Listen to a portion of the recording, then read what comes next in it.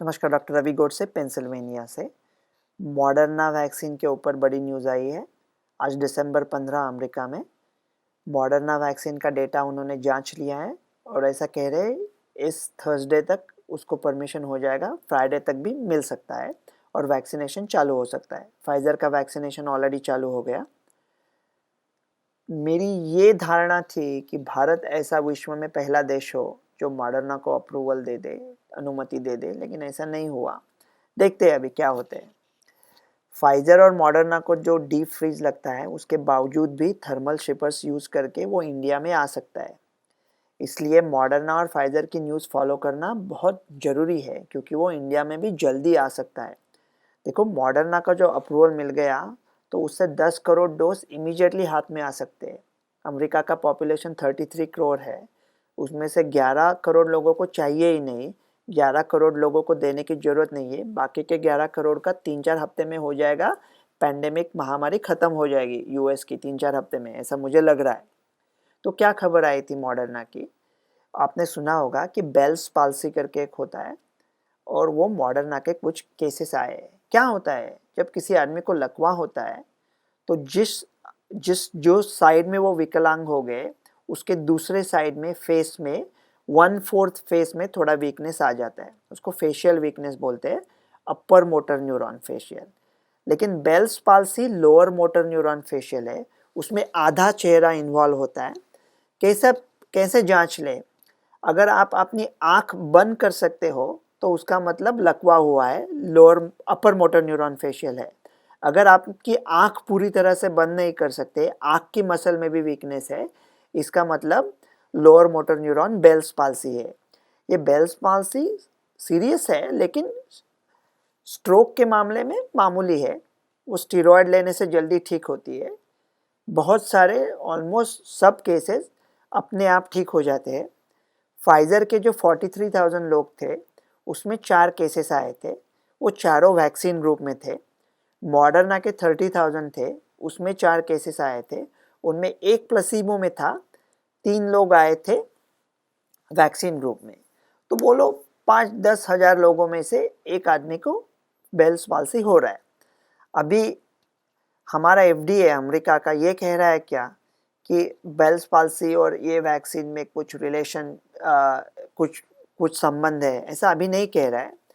लेकिन ये संभाव्यता थोड़ी लग रही है क्योंकि देखो, मॉडर्ना और फाइज़र दोनों एमआरएनए वैक्सीन है और ये दोनों वैक्सीन के वो जो वैक्सीनेटेड ग्रुप्स है उसमें बेल्स पाल्सी के केसेस आ गए। वो बेल्स पाल्सी ठीक हो सकती है पूरी तरह से, लेकिन सोचना ज़रूरी है। तो भारत क्या करे अभी? मेरे ख्याल से मॉडर्ना फाइज़र दोनों भारत में इजीली वो कुछ कोशिश करके ला सकते हैं।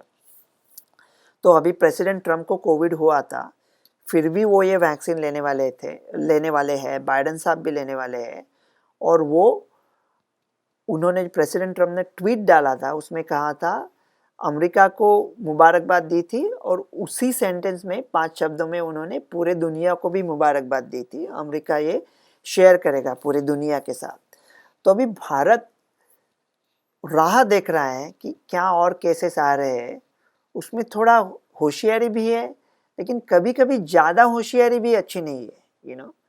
तो ज़्यादा देर रुके तो लोग कहेंगे आप सिर्फ देख रहे हैं कि आप दूसरे लोगों को इस्तेमाल कर रहे हैं कि उनके ऊपर कुछ दुष्परिणाम होते हैं क्या। तो अभी अमेरिका में पता चलेगा कि और कोई नए केसेस आते हैं क्या। कोई आदमी कह रहा था कि कौन जिम्मेदारी लेगा अगर कोई प्रॉब्लम आया तो।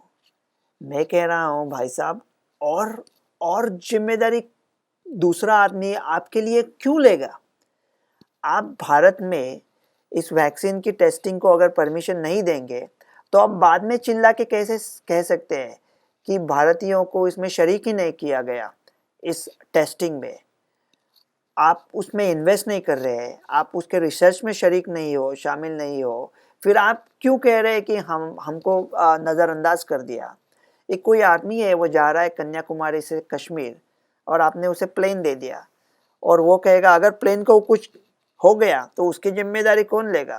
कौन लेने वाला है जिम्मेदारी? भैया आप चल के जाओ, थोड़ा ज़्यादा दिन लगेंगे कन्याकुमारी से कश्मीर पहुँच। तो ये जिम्मेदारी भैया कोई लेने वाला नहीं है दुनिया में। क्यों ले दुनिया जिम्मेदारी भारत की? हम भारतीय लोगों को ये सोचना है खुद को आत्मनिर्भर बन के कि उसके दुष्परिणाम क्या है और उसके अच्छे परिणाम क्या है, और वो माप तोल के अगर अच्छे परिणाम ज़्यादा है और दुष्परिणाम बहुत कम है तो उसको लेना है। देखो, अगर जो दूसरी लहर जब आती है तो बहुत बुरी तरीके से आती है, तो अगर 3-4 महीना हम और रुक गए तो वो शायद जायज़ नहीं होगा, शायद लगेगा ये वैक्सीन जल्दी लेना पड़ेगा। भारत मेरे ख्याल से अभी ऑक्सफोर्ड वैक्सीन को, कोविशील्ड को अप्रूवल देगी, ऑक्सफोर्ड के एस्ट्राजेनेका कोविशील्ड को, ऐसा सुनने में आया है। लेकिन ऐसा मैं सिर्फ सुन रहा हूँ काफ़ी दिन, उसमें आगे क्या हो रहा है उसमें कुछ सब कुछ मौन है। तो अगर ये वैक्सीन आ गई, मानो भारत में कौन सी भी वैक्सीन आ गई, तो जैसा ये टीयर्ड अप्रोच है ना, किन लोगों को पहले देनी है, तो अगर राजनीतिक लोगों को पहले दे दे, अच्छी बात होगी। अगर राजनीतिक लोगों को पहले दे दे तो बाकी के लोग कहेंगे देखो कि कैसे लोग हैं, सामान्य जनता को छोड़ दिया और खुद वैक्सीन ले रहे। अगर राजनीतिक लोगों को ना दे तो सामान्य लोग कहेंगे कि बाकी के लोग कहेंगे कि देखो, सामान्य जनता को एक्सपेरिमेंट के तौर पे यूज कर रहे हैं और खुद रिस्क नहीं उठा रहे। तो दोनों तरह से लोग बोल रहे हैं, ये अभी बंद करना पड़ेगा, दोनों तरह से नहीं चलेगा।